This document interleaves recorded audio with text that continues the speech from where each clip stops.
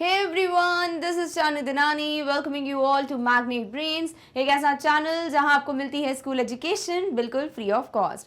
साथ ही साथ अगर आपको और भी डिफरेंट कोर्सेज जो हैं वो पढ़ने हैं that too free of cost. Also there is no compromise in the content या in the quality of the content. So अगर आप कोई भी कोर्स पढ़ना चाहते हो definitely you can study for NTSC and olympiad from Magnet Brains. आप अगर अपना इंग्लिश बेहतर करना चाहते हैं तो आप स्पोकन इंग्लिश कोर्स भी ज्वाइन कर सकते हैं ऑन मैग्नेट ब्रेन्स। ज्वाइन करने से मेरा मतलब बिल्कुल नहीं है कि आपको कोई सब्सक्रिप्शन खरीदना है, कोई पेमेंट करनी है, ऐसा बिल्कुल नहीं है। जो मैं बता रही हूँ ना, इनफैक्ट हर एक वीडियो जो मैग्नेट ब्रेन्स पे प्रेजेंट है there is no need to pay any amount, even a single penny is not required. सब कुछ बिल्कुल मुफ्त है। तो आप जो है NTSC olympiad, spoken English course, इन सब की तो पढ़ाई कर ही सकते हो। इन एडिशन टू दिस, अगर आपने कोई ऐसा गोल बना रखा है कि आपको कोई भी रिस्पेक्टिव कॉम्पिटिटिव एग्जाम को क्रैक करना है तो आप उसकी प्रेपरेशन भी अभी से स्टार्ट कर सकते हैं मैग्नेट ब्रेन्स के प्लेटफॉर्म से।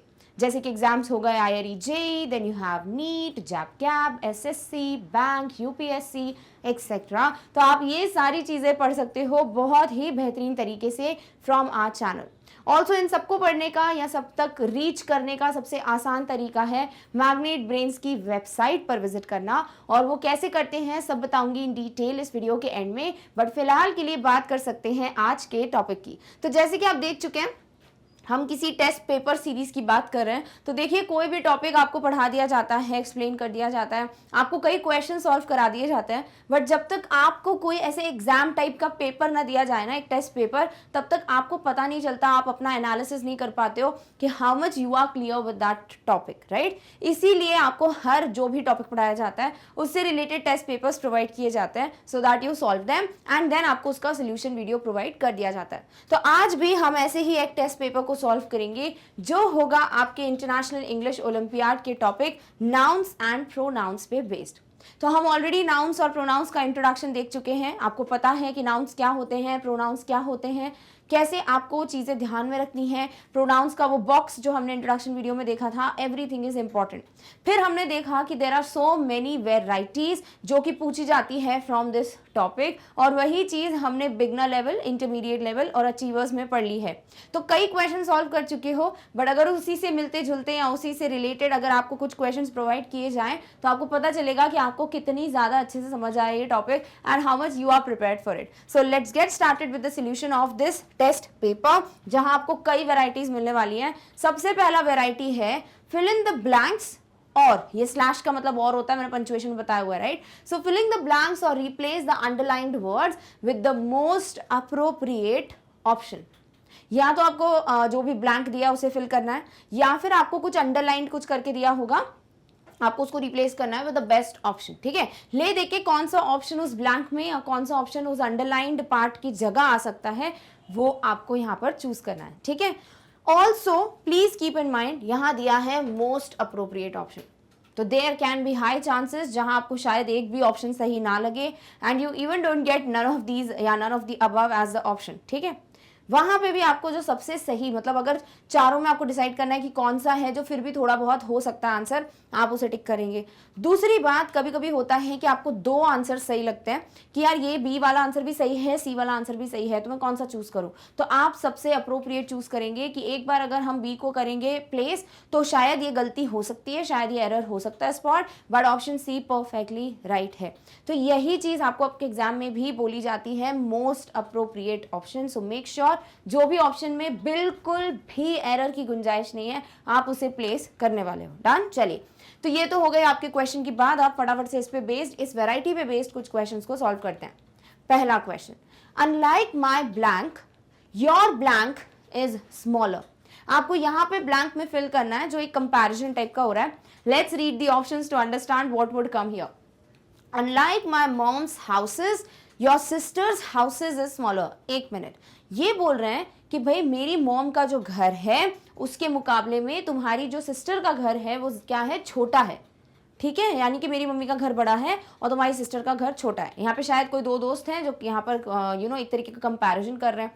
सो मॉम्स हाउसेस नहीं होता ना, अगर आपको बोलना है कि किसी का घर तो आप क्या यूज करते हैं, एक possessive form of the noun, right, और उसके लिए आपको एपोस्ट्रोफी चाहिए होती है। अभी मॉम इज द वर्ड अब इसको आपको बनाना है पजेसिव फॉर्म, क्या करोगे, एपोस्ट्रोफी एस लगाओगे, राइट। तो यहाँ ऑप्शन ए में मॉम्स पे ही गलती निकल गई। दूसरी बात, हाउसेस क्या होता है, हाउस है ये एक्चुअल वर्ड, राइट। तो आप यहाँ क्या करोगे, आपको यहाँ पर नॉर्मल लिखना है ना, मॉम्स हाउस। आप ये थोड़ी बोल रहे हो कि हाउस की खिड़की या हाउस समथिंग, राइट। तो आप हाउस को तो नॉर्मली रखोगे ना, उसको पजेसिव बनाने की जरूरत नहीं है, तो वो भी गड़बड़ हो गई ऑप्शन ए में। नेक्स्ट बोला है सिस्टर्स हाउसेस। अभी सिस्टर्स हाउसेस नहीं है, वो एक ही है, कैसे पता, इस दिया है, राइट। तो यहाँ हाउसेस वाउसेस कुछ नहीं होगा। और रही बात सिस्टर्स की, ये परफेक्टली आपको पजेसिव फॉर्म दिया है, बट क्योंकि पहला वाला पार्ट ही गलत है तो ये एलिमिनेट हो गया। दूसरा देखो, मॉम्स हाउस, हाँ ये परफेक्ट है, मेरी मम्मी का घर, तो मॉम्स हाउस। सिस्टर्स हाउस, अभी इधर पे क्या है, आपको बनाना था सिस्टर वर्ड का पजेसिव, तो आप क्या करते, एपोस्ट्रोफी लगाते ना और एस लगाते, जो यहाँ पर एपोस्ट्रोफी मिसिंग है, तो ये भी क्या हो गया, गलत हो गया। थर्ड है mom's house, perfect, sister's house, great, absolutely correct, तो ऑप्शन सी बिल्कुल सही है, राइट। पजेसिव फॉर्म मॉम और सिस्टर का सही है, हाउस नॉर्मल लिखा हुआ है, this is the right answer. D है मॉम्स हाउसेस, सिस्टर्स हाउसेस, तो यहाँ पे बहुत सारी गड़बड़ है, देखो हाउसेस कर दिया है, मॉम्स में एपोस्ट्रोफी नहीं लगाई है, सिस्टर्स में एपोस्ट्रोफी नहीं लगाई, हाउसेस को हाउस करना था, तो बहुत सारी गलतियां हैं, इसीलिए ऑप्शन डी भी गलत है, और आंसर क्या हो जाता है आपका, option number C. So unlike my mom's house, your sister's house is smaller. Done, okay, चलिए सेकेंड क्वेश्चन पे आते हैं। आपका सेकेंड क्वेश्चन है, who left the remote on the table. भाई जो रिमोट है उसको किसने टेबल पे रख दिया है, या कौन है जो भूल गया रिमोट टेबल पे रखकर। Is it my blank. अब यहाँ एक और प्रश्न है, क्या ये मेरे, अब आगे का हम पढ़ते हैं, भाई की बात की गई है, तो आप क्या बोलोगे, क्या ये मेरे भाई का रिमोट है, ऐसे ही बोलोगे ना, यानी कि ये जो रिमोट तुमने टेबल पे रख दिया है, क्या वो मेरे भाई का है, तो भाई का मीन्स पॉजेसिव, राइट। तो आप क्या करोगे, आप लिखोगे ब्रदर और फिर बनाओगे इसका एपोस्ट्रोफी, हो जाएगा ब्रदर्स। और वो कहाँ दिख रहा है आपको, ऑप्शन ए में तो नहीं है, बी में सही लग रहा है, सी में आपको ब्रदर के बाद एपोस्ट्रोफी लगाई है, वो हम तब लगाते हैं जब एक्चुअल वर्ड में पहले से ही एस हो इन दी एंड, जो कि है ही नहीं, तो क्या पता नहीं ऐसी मजाक चल रहा है। ऑप्शन डी में देखिए एस के बाद लगाया हुआ है, तो ये नहीं बोला हमने कि भाइयों का है, इज इट माई ब्रदर्स, तो आप कैसे बोलते हैं, it is of my brother, right. So answer क्या हो जाएगा यहाँ पे, सबसे बेस्ट अप्रोप्रिएट हो जाएगा ऑप्शन बी, ब्रदर और एपोस्ट्रोफी एस। डन, ओके, चलिए थर्ड पे आते हैं। The wheel of the car is punctured. अभी ऐसे क्वेश्चन मैंने आपको नहीं कराया बिगनर इंटरमीडिएट अचीवर्स में, क्योंकि ये चीज मुझे थोड़ा आपके लिए ऐसे रखना था कि आप अगर कुछ नया विटनेस करते हो अपने एग्जाम पेपर में, would you be like to kind of analysis कर पाओगे आप उसका, would you be able to answer it, वो चीज़ मेरे को लग रही है ना। तो यहाँ पे ये क्वेश्चन बहुत आसान है देखा जाए तो, बट क्योंकि आपने वैरायटी कभी अटेम्प्ट नहीं की है, तो may be you get confuse and you'll be like ये तो पढ़ाया ही नहीं है, बट ऐसा कुछ नहीं है। देखो क्या दिया है, the wheel of the car, और फिर यहाँ दिया हुआ है cars wheel, wheels car, cars wheel and cars wheel, apostrophe का पोजिशन चेंज कर दिया है, ठीक है। तो व्हील ऑफ द कार मतलब ये पहिया किसका है, कार का, तो क्या हो गया, पजेसिव नहीं हुआ, ये हुआ, बिल्कुल हुआ, ओनरशिप बताई जा रही है, तो पजेसिव नाउन ही तो बनाना है। तो व्हील किसकी है, कार की, कार व्हील की नहीं है, व्हील कार की है, समझ रहे हो। तो आपके पास दो चॉइसेस हैं, एक होता है कार्स व्हील और एक हो जाएगा व्हील्स कार। इसका मतलब है कि ये जो व्हील है, जो पहिया है, वो कार का है, और इसका मतलब है कि ये जो कार है वो पहिए की है। अभी कार पहिए की नहीं होती है ना, पहिया कार का होता है, तो ये गड़बड़ है। तो जो भी कार्स व्हील करके होगा ना वही आप पढ़ो। तो कार्स व्हील ऑप्शन ए है, सी है और डी है, बी हट गया, ठीक है। अब ए में कार का आप ओनरशिप बता रहे हो ना, व्हील का ओनरशिप कार के लिए, तो आप बोल रहे हैं कार की व्हील, तो कार्स व्हील, तो यहाँ एपोस्ट्रोफी ऐसा आएगा, ये भी क्लियर हो गया। तो ऑप्शन ए में एपोस्ट्रोफी मिसिंग है, गया वो। ऑप्शन सी में कार्स में तो एपोस्ट्रोफी सही है, व्हील के बाद पता नहीं किस खुशी में एपोस्ट्रोफी लगा दी है, तो वो भी गलत है। डी देखो बिल्कुल परफेक्ट है, जैसा यहाँ लिखा हुआ है वैसे ही वहां पर है, तो ऑप्शन डी जो है वो आपका सही आंसर है। बाकी सारे ऑप्शन क्या हो गए, गड़बड़। तो या तो ऐसे कह लो the wheel of the car, या तो कह लो द कार्स व्हील, यही तो होता है possessive form banana. So the cars wheel is punctured. Done है। तो ऐसा कोई भी क्वेश्चन आएगा आपको, आई होप आप रिप्लेस कर लोगे बहुत ही आसान तरीके से। चलिए फोर्थ क्वेश्चन पे आते हैं। The trainer flipped a fish into the blank open mouth. जो ट्रेनर है उसने क्या किया, इसे मछली जो है उसको फ्लिप करके डाला, किसमें भाई, into the blank open mouth, किसी तो एनिमल का नाम दिया है, उसके मुंह में जाके उन्होंने वो मछली फेंक दी, वॉलरस माउथ। अब आपको अगर पता ही नहीं वॉलरस कैसे लिखते हैं, तो फिर एपोस्ट्रोफी वाला कहाँ लगाओगे, किधर ऐसा आएगा, वो आप नहीं समझ पाओगे, राइट। तो एक्चुअली इसका नाम होता है वॉलरस, ठीक है। अभी आपको इसका पजेसिव फॉर्म बनाना, क्या करोगे, वॉलरस बोलोगे, राइट, बट इसमें सिर्फ एपोस्ट्रोफी लगाओगे। क्या यहाँ एस लगा दें, बिल्कुल भी नहीं। क्यों, क्योंकि ऑलरेडी एस से एंड हो रहा है, तो फिर हम सिर्फ एपोस्ट्रोफी लगाकर छोड़ देते हैं, फिर हम 2 बार एस नहीं, वॉलरस ऐसे नहीं बोलते हैं, ठीक है। सो यहाँ आपको वॉलरस एपोस्ट्रोफी लगानी है, दैट्स इट। देखो कौन सा ऑप्शन में है, ऑप्शन ए में ही दिया हुआ है। बी में क्या गलती दी है, देखो एस लगा दिया है, गलत है वो। सी में नॉर्मल लिख दिया walrus. The trainer flipped a fish into the walrus open mouth नहीं है, वॉलरस के ओपन माउथ में बोलना चाहोगे, वॉलरस ओपन माउथ कोई नाम नहीं है, वॉलरस के मुंह में डाला, तो के लिए पजेसिव फॉर्म बनाना पड़ेगा, इसलिए ऑप्शन सी भी गलत है। डी में देखो तो स्पेलिंग ही उड़ा दी है, वॉलरू थोड़ी बोलते, उसको प्यार से थोड़ी बोल रहे हो मेरा वॉलरू, नहीं, वॉलरस है एक्चुअल नाम। सो यहाँ पर आंसर क्या हो जाएगा आपका, ऑप्शन ए, जहां पर बिल्कुल परफेक्ट पोजिशन है of the apostrophe. Easy, okay, चलिए let's move on to the next 5th question. The colour of the eggs is different. भाई ये जो एग्स हैं उनका कलर थोड़ा अलग लग रहा है, ठीक है। तो आपको यहाँ पे 2 चीजें ध्यान में रखनी है कि एग्स यहाँ प्लूरल दिए हुए हैं, ठीक है। तो आपको ये चीज स्पेलिंग यहाँ लिख लेनी है, मतलब वहां पे लिखने की जरूरत नहीं होती है, लिखने का मिलता भी नहीं आई थिंक, बट ये चीज दिमाग में रख लेनी है आपको कि एग्स है, एग नहीं है, ठीक है। Colour of the eggs is different, तो क्या डिफरेंट है, अंडों का कलर, अंडों का, एग्स कलर, समझे, ओनरशिप एग का बात करेंगे, कलर किसका है, एग का है, तो egg's colour is going to be like this, right, और कलर क्या होगा, नॉर्मल। अब देख लो, कलर्स एग्स गलत है, eggs colour perfect, eggs apostrophe के बिना रख दिया है तो गलत हो गया, और नीचे तो देखो क्या मस्त लग रहा है एपोस्ट्रोफी एस, जो कि गलत है। सो आंसर क्या हो गया आपका, ऑप्शन बी, जहां पर बिल्कुल परफेक्टली गिवन है, एग जो एग्स हैं, अंडे हैं, उनका कलर, सो एग्स कलर। इजी, ओके, चलिए 6 पे आते हैं। 6th अब स्टार्ट करेगा आपकी दूसरी वैरायटी, जहां आपको क्या करना है, you have to just fill in the blanks. वैसे मैक्सिमम इसमें आपके कलेक्टिव नाउन के क्वेश्चंस होंगे। किसके क्वेश्चन होंगे, कलेक्टिव नाउन के। मेक श्योर आप ये टॉपिक बहुत अच्छे से प्रैक्टिस करके जाओ।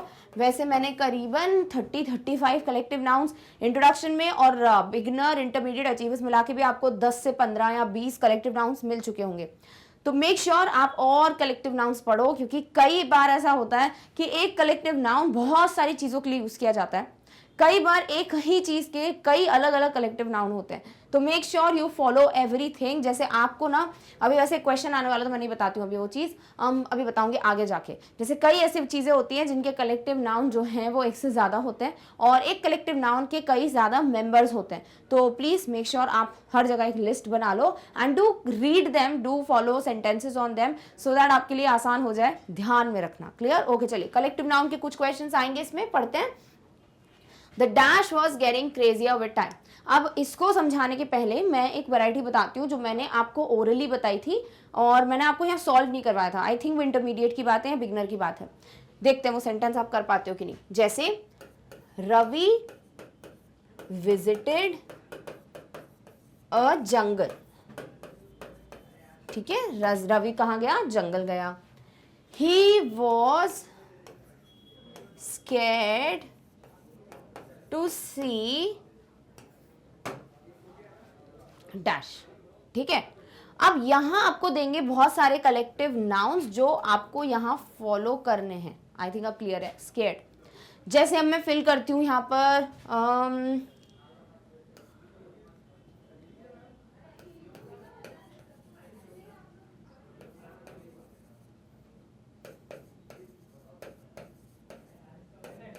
अभी थोड़ा इजी बना रही हूँ हाँ मैं इसको, ताकि आपके लिए थोड़ा क्लियर रहे कि कैसे टाइप के क्वेश्चंस आते हैं, और अभी आपको थोड़े अलग टाइप के क्वेश्चंस यहाँ मिलते जाएंगे। अब आपको यहाँ फिल करना है, रवि जंगल गया, Ravi visited a jungle. He was scared to see, वो डर गया था कुछ देखकर, क्या देखकर वो डर गया। He was scared to see heap, he was scared to see pride, he was scared to see bunch, he was scared to see bouquet. अब इन चारों में से आपको समझना होगा हर किसी का मतलब क्या है। तो हीप हम यूज करते हैं कचरे के ढेर के लिए, हीप हो गया कलेक्टिव नाउन ऑफ जो कचरा है, गार्बेज है, ठीक है। प्राइड हम यूज करते हैं ग्रुप ऑफ लायंस के लिए, बहुत सारे शेरों का झुंड हो गया। बंच हम यूज करते हैं कोई ना कोई चीज के गुच्छे के लिए, जैसे बंच ऑफ कीज, जैसे बंच ऑफ फ्लावर्स। और बुके तो सभी को पता है, बहुत काम की चीज, राइट। तो बुके क्या होता है, जब बहुत सारे फूलों को एक ग्रुप में अच्छे से सजा कर दिया जाता है तो वो गुलदस्ता बुके कहलाता है। तो डेफिनेटली कोई भी हीप देख के नहीं डरेगा, कोई भी बंच देख के नहीं डरेगा, कोई भी बुके देख के नहीं डरेगा। यहां हमें फिल करना है मोस्ट अप्रोप्रिएट ऑप्शन, जो कि हो जाता है प्राइड। कि भाई रवि जो है वो जंगल गया, वहां पर उसने ग्रुप ऑफ लायंस देखे, यानी कि उसने बहुत सारे शेरों को एक साथ देखा और वो डर गया। तो ये वैरायटी आपके किसी भी सैंपल में नहीं पूछी जाती है, बट मुझे लगता है कि ये भी एक तरीका हो सकता है क्वेश्चन पढ़ने का। तो हम तो भैया हर तरीके से अपनी प्रैक्टिस करेंगे, इसीलिए कुछ उसी से मिलते जुलते आपको यहाँ क्वेश्चंस मिलेंगे, जहां आपको नहीं बताया जाएगा कि ये किस चीज का कलेक्टिव नाउन है। आपको चारों ऑप्शन समझने होंगे और उस पर्टिकुलर सेंटेंस में क्या रखा जा सकता है वो आपको आइडेंटिफाई करना पड़ेगा। ठीक है, समझ आ गया? चलो 6 क्वेश्चन आप सॉल्व कर सकते हैं। The blank was getting crazier with time. कोई तो यहाँ पर ग्रुप है जिसकी बात हो रही है जो पागल होता जा रहा था समय के साथ साथ। सो the mob was getting crazier with time, the team was getting crazier with time, the groove was getting crazier with time, the bunch was getting crazier with time। देखो, जब हम बात करें बंच की, नीचे से स्टार्ट करते हैं। बंच जो है वो आपका गुच्छा है, मैंने अभी बताया। तो भाई किसी भी चीज का गुच्छा जो है वो पागल क्यों होगा, वो हम नहीं कह सकते, राइट? तो ऑप्शन डी थोड़ा अभी हम स्केप्टिकल है इसको यूज करने में। सी है ग्रूव।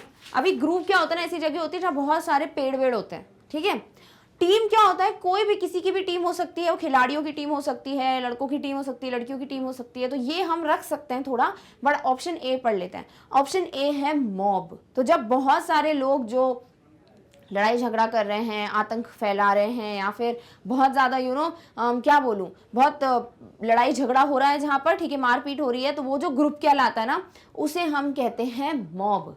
ठीक है, तो आपने कभी मॉब लिंचिंग सुना होगा, वैसा ही शब्द है मॉब। तो मॉब इज द थिंग जिसे हम कह सकते हैं कि भाई जैसे जैसे समय बढ़ रहा था ये लोग और ज्यादा आपक होता जा रहे थे और बहुत झगड़ा हो रहा था। So the mob was getting crazier with time is the most appropriate option. ठीक है, तो option B, option C, option D जो है वो शायद आपके ऑप्शंस हो सकते थे जो आप प्लेस करते ब्लैंक में, बट तभी जब ऑप्शन ए नहीं होता, क्योंकि ऑप्शन ए ने क्या किया है, सबको ना बिल्कुल रन आउट कर दिया है कि बाकी की जो टीम, ग्रुप और बंच है वो यहाँ आ ही नहीं सकते, क्योंकि हमारे पास और भी पॉसिबिलिटीज है उनकी, बट मॉब फॉर श्योर यहाँ आ सकता है। तो ऐसे क्वेश्चंस पूछे नहीं जाते हैं इतने, बट मुझे लगता है ये वैरायटी भी हम प्रैक्टिस कर सकते हैं, क्योंकि ये जो है ना बहुत ज्यादा लेवल हो जाता है। तो अगर आप ये पढ़ लेते हो तो आपको बाकी के जो क्वेश्चंस एग्जाम में आएंगे बड़े आसान लगेंगे, ट्रस्ट मी। क्लियर? ओके, चलिए 7th पे आते हैं।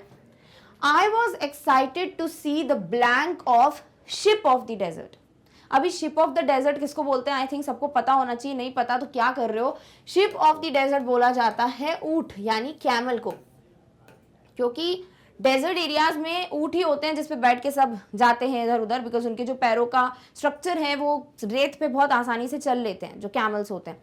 तो कैमल को कहा जाता है शिप ऑफ द डेजर्ट, यानी यहां आपको क्या यूज करना है, एक ऐसा कलेक्टिव नाउन जो कैमल के लिए उपयोग में आता हो। ठीक है, वैसे मैं दो बताऊंगी आपको और दोनों को कब यूज करना है वो भी पता होना चाहिए। वैसे आपको दोनों में से कोई एक ही मिलेगा ऑप्शन में, do not worry about it.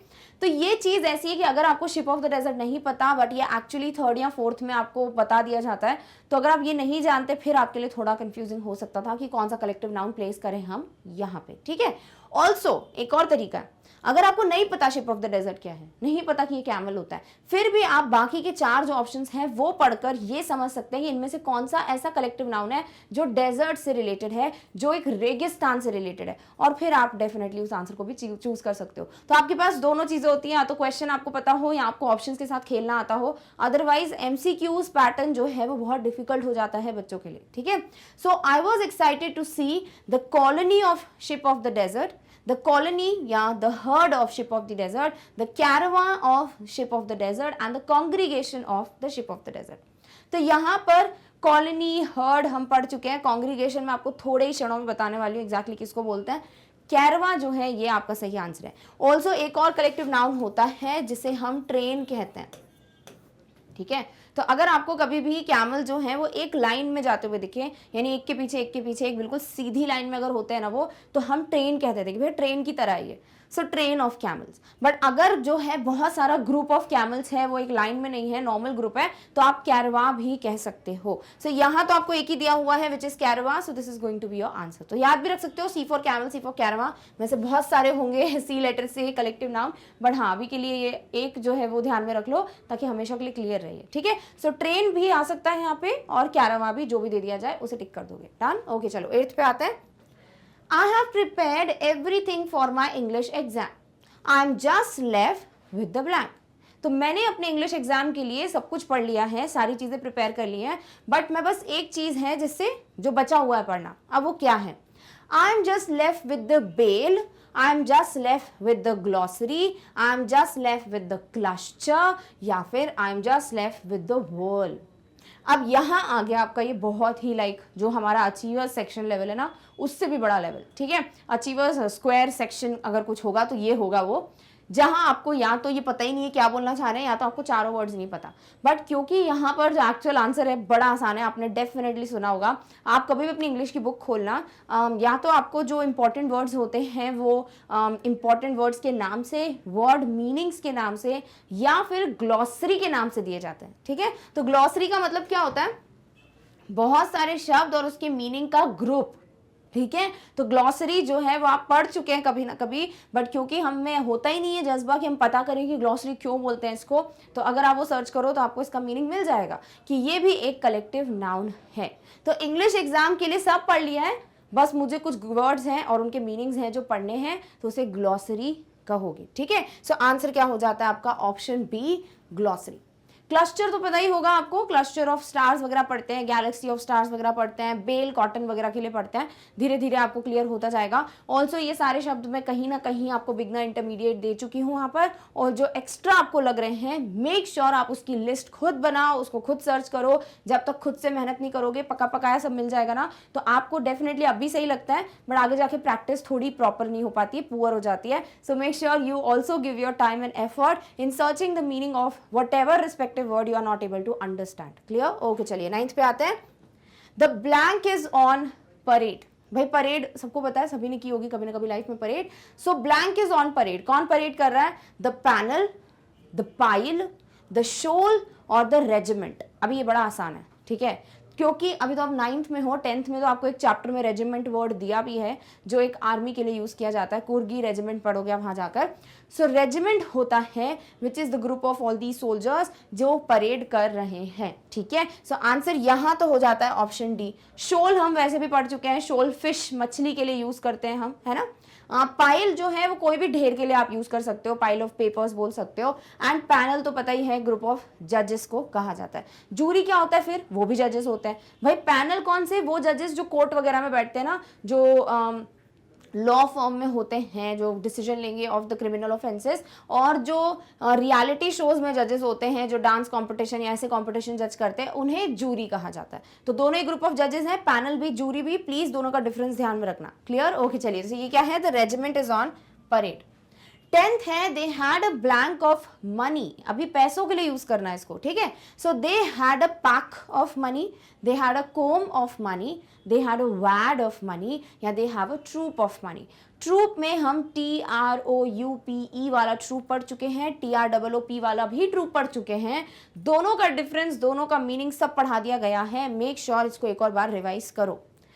Pack, com और वैड। पैक आप कार्ड्स वगैरह के लिए यूज करेंगे, और यहां मनी के लिए मैंने आपको ऐसे बताया था, वैड ऑफ नोट्स। अगर याद हो तो इंट्रोडक्शन वीडियो में एक कलेक्टिव नाउन था वैड ऑफ नोट्स। वो नोट्स क्या थे? ये जो बिल्स होते हैं, करेंसी बिल्स। ठीक है, सो आंसर क्या हो जाएगा यहाँ पर? Option C, they had a wad of money. बहुत ज्यादा नोटों की जो गड्डी होती है उसे वैड कहोगे। डन? ओके चलिए, इस तरीके से आपके 10 क्वेश्चंस तो खत्म हुए, आपकी 2 वैरायटी भी ओवर हो चुकी है। एंड आई होप आपको क्लियर हो रहा होगा कि नाउन प्रोनाउन में जितनी प्रैक्टिस करी जाए उतनी कम है।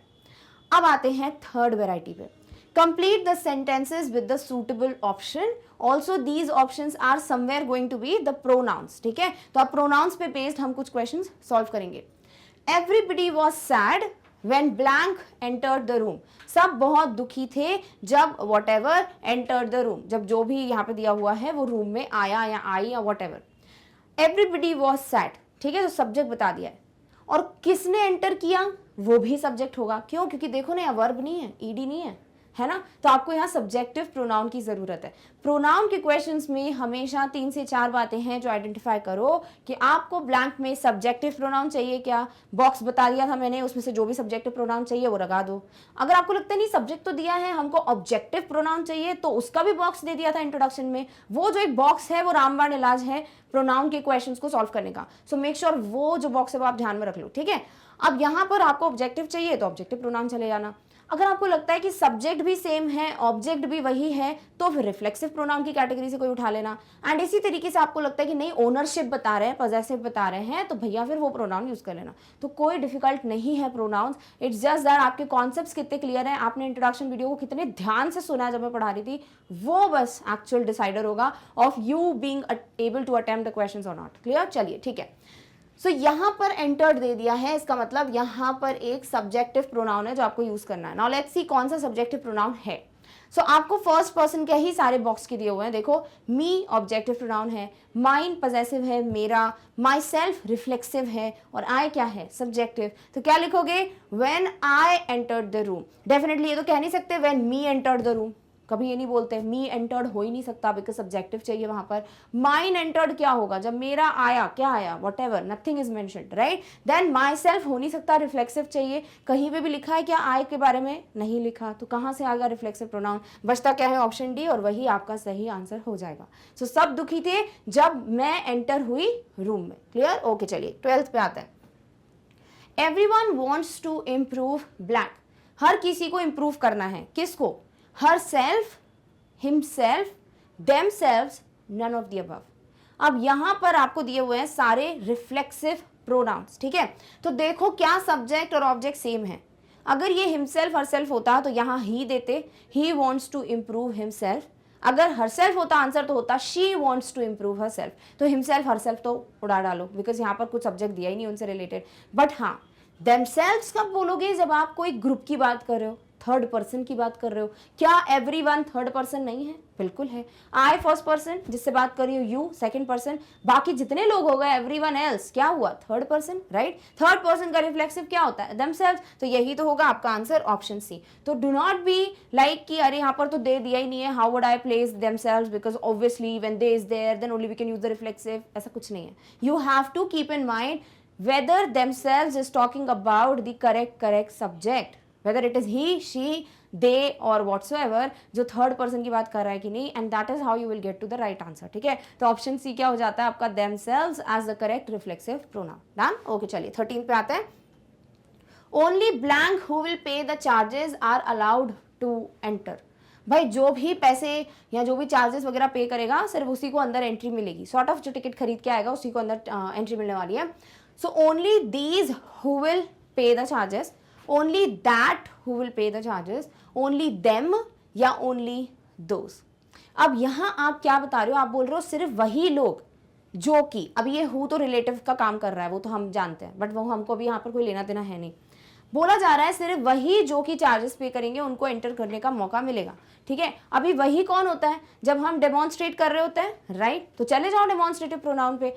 अब वहां आपको डिसाइड करना है कि वहां प्लूरल का काम है कि सिंगुलर का, वो भी आपको टेंशन लेने की जरूरत नहीं है क्योंकि दीज या दोज ही दिया हुआ है, और दैट तो आ नहीं सकता बिकॉज दैट और हु को एक साथ क्या करोगे, दो रिलेटिव एक साथ थोड़ी आएंगे। दूसरी बात, देम की यहाँ पे कोई गुंजाइश ही नहीं है, देम हो गया आपका ऑब्जेक्ट, और यहाँ कुछ है ही नहीं ऐसा कि सब्जेक्ट दिया हुआ हो, राइट। तो बचता क्या है आपका, दीज या दोज। अभी दीज का मतलब क्या हो गया कि सिर्फ यही लोग जिन्होंने चार्जेस पे किए वो एंटर होंगे, या फिर सिर्फ वही लोग जो चार्जेस पे करेंगे उनको एंट्री मिलेगी। कैसे डिसाइड करोगे, क्या दिया है, who will pay the charge, यानी जो फ्यूचर में चार्जेस पे करके आएंगे, तो वो सबकी बात कर रहे हैं, वो वहां पर प्रेजेंट लोगों की बात नहीं कर रहे हैं। समझ आ गया। सो इसीलिए आंसर दीज ना होकर दोज हो जाएगा। डन। तो आपको देखो हर ऑप्शन में दिमाग लगाना पड़ेगा, खुद से पूछना पड़ेगा कि ये ऑप्शन नहीं है तो क्यों नहीं होगा भाई, अगर होगा तो क्यों होगा, और इस तरीके से आपका सही आंसर मिल जाता है। डन है, क्लियर है। चलिए अब मूव करते हैं टू 14th क्वेश्चन। 14th कह रहा है blank of these is yours question mark, यानी आपको यहाँ पर कोई तो इंटेरोगेटिव टाइप का प्रोनाउन यूज करना है बिकॉज यहाँ क्वेश्चन मार्क है और कोई क्वेश्चन वर्ड है नहीं। ऑप्शंस देखो सारे इंटेरोगेटिव भरे पड़े हैं, वेयर, व्हिच, व्हेन, हु। अभी हम सबकी बात करते हैं कि करके, वेयर कब बात करते हो, जब प्लेस की बात करते हो, किसी जगह की बात करते हो, है ना, जैसे बोलते हो वेयर डू यू लिव। दूसरा आता है विच। आप विच यूज करेंगे जब आपको सॉर्ट ऑफ चॉइस बतानी है, जैसे कि बताओ इनमें से कौन सा पसंद आ रहा है, so which of these do you like. Then उसके बाद होता है when. When always talks about time, यानी समय की बात कर रहे हो, जैसे when will you come, when will you arrive. And then you have who किसके लिए यूज करते हैं, पर्सन के लिए, जैसे हु आर यू, या फिर who is your sister, who is your brother. इस तरीके से आपको जब किसी पर्सन की बात करनी है then you can go with who.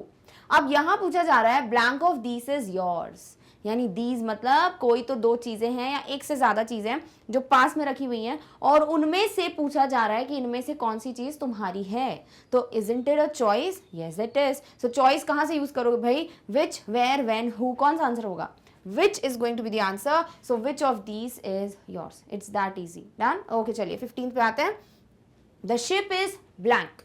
जो जहाज है the ship is blank. Is there, the ship is them, the ship is theirs या there. अब यहाँ पे दो चीजें क्लियर कर लेते हैं। एक होता है THEIR, एक होता है THERE there। दोनों को एक जैसा पढ़ते हो बट दोनों का मतलब बिल्कुल अलग होता है। जब आप बात करते हो किसी भी पर्सन, जैसे थर्ड पर्सन की हम बात करें जो प्लूरल हो और उसके पॉजेसिव की बात कर रहे हो आप, यानी कि एक थर्ड पर्सन का ग्रुप है तो आप बोलोगे दे। और अगर आपको बोलना है कि कोई चीज उन सबकी है तो वहां आप यूज करते हो देयर, THEIR, यानी एक ओनरशिप बताने वाला प्रोनाउन। समझ आया? THERE क्या होता है, जो पोजीशन बताता है, जैसे माई हाउस इज देयर, तो मेरा घर वहां पर है, तो वहां पर इज अ पोजीशन, वो THERE है। और जब आप ओनरशिप की बात करो तो THEIR। क्लियर हो गया? इस पे ऑल्दो देयर वर्सेस देयर का वीडियो एग्जिस्ट करता है चैनल पे जो मैंने ही बनाया है, इफ यू वांट आप वो भी देख सकते हो। और इसी तरीके से कई ऐसे कंफ्यूजिंग वर्ड्स होते हैं जिनके बीच में एक वर्सेस वाला वीडियो बना दिया गया है चैनल पे।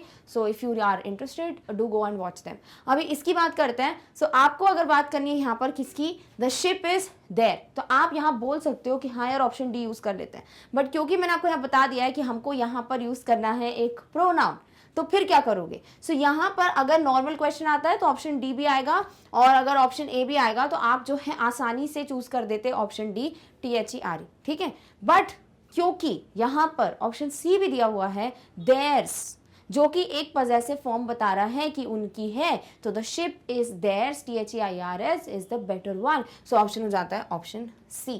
क्या ऑप्शन डी गलत है? बिल्कुल भी नहीं, बट यहाँ हम क्योंकि नाउन और प्रोनाउन की बात कर रहे हैं इसलिए मैंने यहाँ पर आपको दे दिया है। वैसे आपको आएगा इनमें से कोई एक ही ऑप्शन, दोनों ऑप्शन देके आपको कंफ्यूज नहीं किया जाएगा, so don't worry about it, but this is better, the ship is theirs, यानी कि ये जो शिप है, जो जहाज है, वो उनका है ना। ओके, चलिए 16 पे आते हैं, और 16 के साथ चालू होती है आपकी नेक्स्ट वैरायटी जो कि है डी, क्योंकि हम ऑप्शन सी तक कर चुके हैं, यानी कि हमने 3 वैरायटीज डिस्कस कर लिया। अब फोर्थ वैरायटी पे जंप करेंगे। सो replace the underlined verb in the given sentences with the correct option, यानी यहाँ आपको एक वर्ड दिया है जिसे अंडरलाइन करके दिया है और उसका वहाँ पे कोई काम नहीं है, क्योंकि ये जो वर्ब है एविडेंट, वो तभी यूज करते हैं हम जब हमको वहां पर कोई सब्जेक्ट के साथ कुछ एक्शन दिखाना हो, राइट। तो आपको यहाँ पर एक सही शब्द का इस्तेमाल करना है जो इनमें से यहाँ प्लेस हो सके। मैक्सिमम वो एक नाउन होगा क्योंकि हम टॉपिक पढ़ रहे हैं नाउन्स एंड प्रोनाउंस। ठीक है, चलो अब देखते हैं कौन सा बेटर आएगा word. We have no historical evident for it. अभी हिस्टोरिकल जो सबूत है हम उसकी बात कर रहे हैं, तो सबूत क्या है, एक नाम है, राइट। कोई भी चीज मतलब ये क्या है, तो ये एक सबूत है। सबूत क्या था, आपने नाम दे दिया, नाम है तो नेमिंग वर्ड है, नेमिंग वर्ड है तो नाउन है। और आप एविडेंट नाउन नहीं होता है, आप एविडेंस को नाउन बोलते हो। ठीक है, so we have no historical evidence for it, historical evidently for it, evidential या एविडेंशियली। सो आंसर हो जाता है आपका ऑप्शन ए, क्योंकि आप हिस्टोरिकल कोई नाम चाह रहे हो, historical evidence is the one जो यहाँ पर प्लेस किया जाएगा। डन। ओके, 17 पे आते हैं। It is important to assess the rely of the data. बहुत जरूरी है कि हम कोई भी चीज का कितना वो सही है, वो हम क्या बोलते हैं कि रिलायबिलिटी होनी चाहिए एंड एवरीथिंग, तो भाई हम उसको वो चेक करें। अभी what ever that thing is, उसको आप नाम बोलोगे, राइट। अब वो नाम क्या है, is it rely, is it reliable, is it reliance, is it reliability या रिलाइंग। तो ING, ability, this is not something जो कि नाम है। Your correct answer is going to be very very well known option C, reliability. कैसे, देखो it is important to assess the blank of the data. किसी भी data का reliable होना होता है, रिलायबल चेक नहीं करते, वो रिलायबल होना होता है। दूसरी बात रिलायंस, तो भाई आप कोई चीज़ पे रिलाय कर सकते हो। रिलाइंग आईएनजी जो है वो डेफिनेटली आपको समझ आ रहा है कि हम रिलाय कर रहे हैं, और रिलाय जो है वो एक एक्चुअल वर्ब फॉर्म हो गया, लाइक जो बेसिक फॉर्म हो गया। रिलायबिलिटी क्या हुआ, तो मैंने आपको अभी बोला कि ये कोई नाउन नहीं है, राइट, क्योंकि हमको यही लगता है कि भाई जब एबिलिटी आ गया, क्या आ गया, वो एडजेक्टिव है, बट ऐसा नहीं है, और ये चीज़ आपको यहाँ से क्लियर हो रही है। रिलायबिलिटी का मतलब है कि कोई चीज़ पे हम कितना रिलाय कर सकते हैं वो जानना।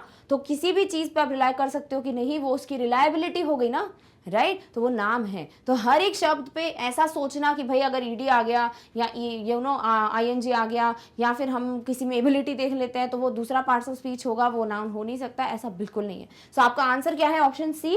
बट अगर अभी कुछ सेकंड्स पहले आप जाके देखो तो मैंने खुद बोला अभी कि रिलायबिलिटी थोड़ी नाउन है, राइट, बट ऐसा कुछ नहीं होता है। आपको एक बार चेक करना पड़ेगा कि भैया वो क्या बता रहा है। डोंट गो विथ जो भी सफिक्स है उसके साथ, क्योंकि कई बार होता है कि आपको दिखता कोई वर्ब है बट वो निकलता एडवर्ब है, या वो जो है एडजेक्टिव होता है। तो आपको यही चीज़ ध्यान में रखनी है कि अभी नाउन और प्रोनाउन पढ़ रहे हो, मेक श्योर नाउन्स कैसे दिखते हैं, प्रोनाउंस कैसे दिखते हैं, वो अच्छे समझ लो। फिर जब वर्ब एडवर्ब पे आएंगे तो उनको समझ लेना अच्छे से, ऐसे ही एडजेक्टिव, कंजंक्शन, डिटर्मिनर्स, इन सबको समझ लेना, ताकि आपको फिर कोई भी क्वेश्चन एज अ मर्ज करके देना तो आप अच्छे से आइडेंटिफाई कर लो। डन, ओके, चलिए। तो 17th में जो मैंने बोला वो और जो आंसर था, प्लीज उन दोनों को हमेशा हर एक क्वेश्चन में अप्लाई करना ताकि आप कोई गलती ना करो। डन, ओके, चलिए 18th पे आते हैं। He was renowned for his eloquent, so he was renowned for his eloquence, eloquently, none of these. तो यहाँ पर इलोक्वेंट कोई होता है, ठीक है, हमको क्या चाहिए कि उसके इलोक्वेंस के लिए उसको जाना जाता था, समझ आया। तो इलोक्वेंटली तो कोई चीज करोगे तो आंसर हो जाता है ऑप्शन बी, इलोक्वेंस। डन, तो ले दे के जो नाउन है उसको प्लेस कर दो, वो आपका मेन क्वेश्चन है यहाँ पे। ऑलराइट, ओके, 19th पे आते हैं। Fortunately knocks once at least every man's door. अभी ये तो बहुत ही जानी मानी कहावत है, तो आपको पता होना चाहिए कि जो किस्मत है, अच्छी किस्मत, वो हर किसी के दरवाजे पे एक बार खटखटाती है। अगर आपने तब उसको वेलकम कर लिया तो अच्छी बात है, अदरवाइज वहाँ से चली जाएगी, है ना। तो फॉर्चुनेटली का मतलब होता है खुशकिस्मती से, तो दैट इज अच्छी किस्मत से। अच्छी किस्मत वर्ड हम नाम नहीं दे रहे हैं, उसकी वजह से बोलते हो तब फॉर्चुनेटली बोलते हो। Fortunately I was there on time, ठीक है, ऐसे करके बोल सकते हो।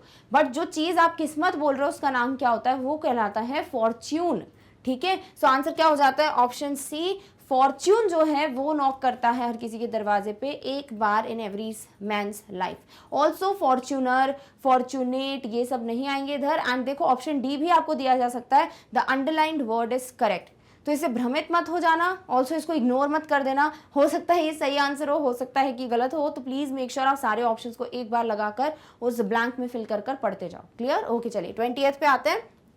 He has an impressive record of blank, उसका एक बहुत ही बढ़िया रिकॉर्ड है, किस चीज का, कामयाबी का, क्योंकि यहाँ पर वही बात किया गया है अचीव करने का, है ना।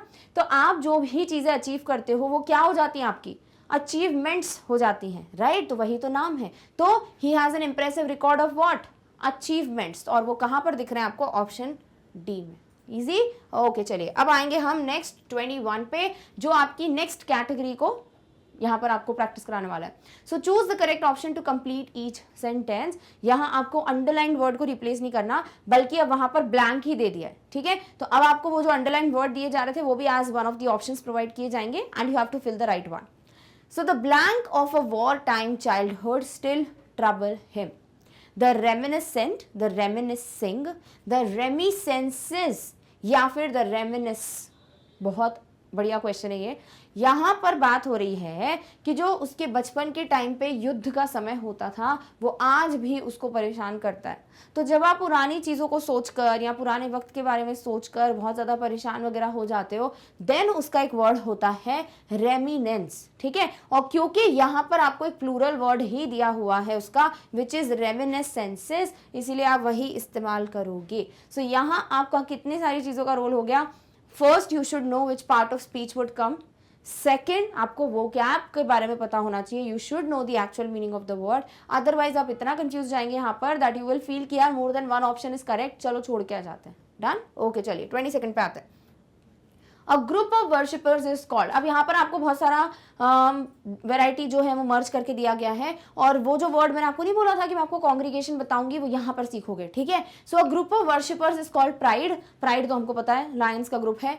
कॉन्ग्रीगेशन, किंडल या प्लाटून, ठीक है। तो किंडल हम ऑलरेडी पढ़ चुके हैं, platoon is a new one. Make sure आप उसका सर्च करो सो that you can add it in your list. But यहाँ पर जो आंसर है वो है ऑप्शन बी, कॉन्ग्रीगेशन। अगर बहुत सारे भक्त जनों का ग्रुप होता है तो उसे इंग्लिश में एक कॉन्ग्रीगेशन कहा जाता है। और ये वर्ड अभी ऑप्शन के फॉर्म में भी आया था, यहाँ भी दिख गया, डेफिनेशन भी मिल गई, तो इसको अपनी लिस्ट में जरूर ऐड कर लो। Done, okay. चलिए 23rd पे आते हैं। The villagers in this part of the village live in blank. भाई यहाँ के जो गांव के जो लोग हैं, मतलब एक गांव है और गांव का ये जो हिस्सा है, यहाँ के गांव के लोग काय में रहते हैं? They live in poverty, they live in poor, they live in both poverty and poor, none of the above. तो देखो, कोई इंसान पुअर होता है, गरीब होता है, और जो लोग गरीब होते हैं वो गरीबी में रहते हैं। तो गरीबी इज पॉवर्टी, गरीब होना इज पुअर, ठीक है। तो लिव इन पुअर नहीं हो सकता, लिव इन पॉवर्टी हो सकता है, इसीलिए आंसर हो जाता है option number A. Easy, okay. 24th, this is the friend blank we met last Sunday. इसी से मिलता जुलता क्वेश्चन मंडे वाला हमने पढ़ा हुआ है, तो आपको इसका आंसर आना ही चाहिए। यहाँ आपको चाहिए एक रिलेटिव प्रोनाउन, किसकी बात कर रहे हो, किसको रिलेट करके बात कर रहे हो? एक फ्रेंड की बात कर रहे हो, भाई ये जो पर्सन है, राइट। तो पर्सन है तो आप क्या यूज करेंगे? Who, right. So who we met, whom we met, whose we met, what we met। तो चलो सबसे पहले तो whose हटाओ और what हटाओ। अब बारी आती है who और whom में डिसाइड करने की। तो यहां पर हम मिले हैं ना, तो we क्या है भाई? सब्जेक्ट है, और हम जिससे मिले वो हो जाएगा ऑब्जेक्ट। यानी हम रिलेटिव प्रोनाउन तो यूज करेंगे बट ऑब्जेक्ट वाला केस यूज करेंगे, इसीलिए who नहीं होके क्या हो जाता है? whom हो जाता है। सो आंसर क्या हो जाएगा? Option B, this is the friend whom we met last Sunday। ये चीज मैंने तब भी क्लियर की थी, अभी भी समझा दी है कि सब्जेक्टिव, ऑब्जेक्टिव, रिफ्लेक्सिव, पजेसिव, सारे प्रोनाउन चेक कर लो कौन सा यहाँ पे फिल होने वाला है। Done, okay. 25th पे आते हैं। It is blank who need your help. भाई इट इज किसी की बात हो रही है जिसको मदद की जरूरत है। It is my, it is mine, it is I, it is my self. तो यहाँ आप क्या बोलेंगे कि जिसको तुम्हारी मदद की जरूरत है। तो यहाँ आपने सेकंड पर्सन यूज तो किया है बट आपने यहाँ सब्जेक्ट की तरह यूज नहीं किया है ना। आप क्या बोल रहे हो कि भाई तुम्हारी मदद की जरूरत है, बट किसको चाहिए भाई? मुझे चाहिए मदद। तो क्या लिखोगे? इसीलिए लिखोगे it is I who need your help, क्योंकि यहाँ सब्जेक्ट ऑलरेडी एब्सेंट था। तो यू वांटेड टू से कि मैं सब्जेक्ट हूं, मुझे तुम्हारी यानी ऑब्जेक्ट की हेल्प की जरूरत है। समझ आया? Okay. 26, the magician displaced blank magic tricks। अब यहाँ क्या दिया है? magician ने क्या बताया है? her magic tricks, himself magic tricks, hers magic tricks या his magic tricks। सबसे पहली चीज यहाँ पर एक चीज क्लियर रख लो दिमाग में। आपने कई बार पढ़ा होगा कि किसी सेंटेंस में जब एक जनरल कॉन्वर्जेशन भी चलता है तो या तो कभी कभी ही और शी मेंशन कर देते हैं या फिर सिर्फ ही लिखते हैं, है ना। या फिर अभी थोड़ी देर पहले आपने पढ़ा था कि फॉर्च्यून जो है वो knocks at the door of every man's, ऐसे करके रखा था। तो वो मैन ही क्यों लिखा भाई? हमारी बात नहीं हो रही क्या? बिल्कुल हो रही है। तो जनरली इंग्लिश में जब एक जनरल क्राइटेरिया यूज करते हैं तब मैन, ही, हिम ये यूज करा जाता है। तो यहाँ मैजिशियन के साथ हर और हर्स आप पहली फुर्सत में हटा दो, बिकॉज वही एक चीज थी जो आपसे क्लियरली पूछना चाह रहा था एग्जामिनर कि आपको पता है कि नहीं कि नहीं मेंशन है तो आप ही या हिम का इस्तेमाल करेंगे। तो पहले तो ए और सी हटा दो। अब बचता है हिमसेल्फ और हिज। हिमसेल्फ कब यूज करोगे? जब आप बोलेंगे कोई रिफ्लेक्सिव प्रोनाउन की बात करेंगे। हिज मतलब जब बोलेंगे उनका, ownership, right. So the magician displayed his magic tricks, right. Himself नहीं होगा, खुद की मैजिक ट्रिक्स डिस्प्लेस की उसने, तो इसलिए आंसर हो जाता है आपका हिज, क्योंकि वो मैजिक ट्रिक्स उसकी है, ओनरशिप की बात हो रही है, यहाँ रिफ्लेक्सिव की कोई बात नहीं हो रही है। समझ आ रहा है? ओके। 27 पे आता है। Which of the following is not correct. क्या बोला हुआ है? नॉट बोला। ये चीज ध्यान में रखा करो। नॉट करेक्ट यानी 3 सही है, 1 गलत है, क्योंकि चारों ऑप्शन से कुछ ना कुछ दिया हुआ है। पहला option, a bevy of ladies, collective noun है। An agenda of task, an archipelago of mountains, a serving of spoons. होता क्या है कि जब भी आप ग्रुप ऑफ लेडीज की बात कर रहे होते हो ना, तो you can go with a bevy of ladies. जब आप बोलते हैं बहुत सारा काम है तो आप क्या बोलते हैं? मेरा आज एजेंडा ये है। अभी एजेंडा का मतलब क्या होता है कि आज मुझे क्या क्या काम करने हैं। तो agenda is a collective noun of lot of tasks that you have to undergo. So an agenda of task. D की बात करेंगे, और सर्विंग ऑफ स्पून, जब बहुत सारे चम्मच एक साथ होते हैं ना जिनसे आप सर्व करते हो खाना, तो वो सारे चम्मचों के ग्रुप को आप सर्विंग ऑफ स्पून कहते हो। तो क्या गलती किस में है? ऑप्शन सी में। अब गलती क्या है वो भी बता देते हैं भाई। यहां लिखा है एन आर्चिपेलागो ऑफ माउंटेन्स, तो यहाँ पे दो चीजें हैं जो आप कर सकते हो। या तो यहां लिख देते आप ये पूरा हटा के अ रेंज ऑफ माउंटेन्स, ठीक है, या फिर आप इसको रहने देते, माउंटेन्स हटा के लिख देते एन आर्किपेलागो ऑफ आइलैंड्स। समझे? तो बहुत सारे आइलैंड्स का कलेक्टिव नाउन इज आर्किपेलागो, और बहुत सारे माउंटेन्स का कलेक्टिव नाउन रेंज, तभी बोलते हैं माउंटेन रेंजेस। समझ आया? सो ऑप्शन सी है जो गलत है। यहां पर अगर अ रेंज ऑफ माउंटेन्स होता या फिर एन आर्किपेलागो ऑफ आइलैंड्स होता, दोनों सही होते। समझ आ गया? तो क्या गलत है वो भी बता दिया, और आंसर कौन सा गलत है? ऑप्शन सी ही है, which is not correct. Easy? Okay, चलिए 28 पे आता है। And blank of trees. अभी ट्रीज पे हम बहुत सारी बात कर चुके हैं, जंगल है, फॉरेस्ट है, ग्रूव है, राइट। अब हमें एक और वर्ड मिलेगा, तो ये स्पेसिफिकली सिर्फ ट्रीज की बात नहीं करता, ये ऐसे ट्रीज की बात करता है जिसपे फल लगे हों। तो अगर कोई जगह है जहां पर बहुत सारे फल के पेड़ हैं, तो हम उसको ऑर्चर्ड कहते हैं, ठीक है। तो ये क्या हो जाता है? An orchard of trees. Clear? रही बात एजेंडा की, अभी बात किया एजेंडा ऑफ टास्क, आउटफिट हो गया, आर्मी हो गया, सब पता है हमको। बचता क्या है? Option B, which is orchard of trees. So orchard है जो एक और वर्ड ऐड कर लो। डन? ओके, चलिए अब आएंगे लास्ट सेकंड क्वेश्चन पे। I called blank to join blank for the party. I called, मैंने बुलाया, किसको बुलाया होगा? सेकंड पर्सन को। तो सबसे पहले देखो सेकंड पर्सन कौन कौन सा दिया हुआ है। आई called us, I called me हटाओ, आई कॉल्ड यू, ठीक है, आई कॉल्ड अस। तो आपके पास ऑप्शन बी है जो हट चुका है। अब हमें ए, सी और डी से डिसाइड करना है कौन सा आंसर आएगा। To join blank for the party, party करने के लिए, किसको ज्वाइन करने के लिए? To join you. I called us to join you for the party. मैंने खुद को फोन किया ताकि मैं तुम्हें पार्टी में ज्वाइन कर सकूं। ये क्या हो गया? अजीब नहीं हो गया? है ना? तो ये गलत हो रहा, उल्टा फुल्टा हो रहा है। आई कॉल्ड यू, मैंने तुम्हें फोन किया to join us for the party, ताकि तुम हमें पार्टी के लिए ज्वाइन कर सको। बिल्कुल परफेक्ट है। आई फर्स्ट पर्सन कॉल्ड यू, ठीक है, ताकि तुम हम दोनों को ज्वाइन कर सको पार्टी के लिए। परफेक्ट लग रहा option C. Option D, I called us to join us for the party. What?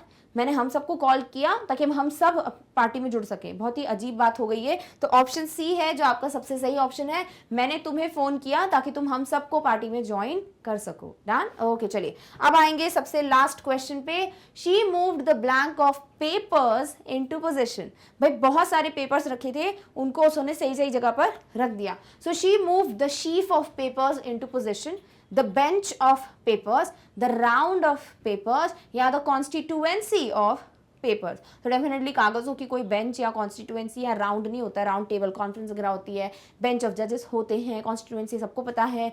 बचता क्या है? ऑप्शन ए, जो कि हम पेपर्स के लिए यूज करते हैं, a sheaf of papers. Done? So इस तरीके से आपके 30 questions of the test paper are done. I hope you loved these questions. I hope आपको क्लियर हो गया है पूरा topic nouns and pronouns, and then there will be no doubt left in your mind. Also if in case you have any queries, please let us know in the comment section, because we do read the comments. And अगर लगता है कि कुछ भी ऐसा है जो नहीं पढ़ाया गया है या समथिंग जो क्लियर कर देना चाहिए, you will get about like the knowledge about it in the upcoming videos. So don't worry about it, but I hope these 30 questions and the beginner and intermediate achievers are more than enough for you to prepare for this topic. Done? Okay, चलिए.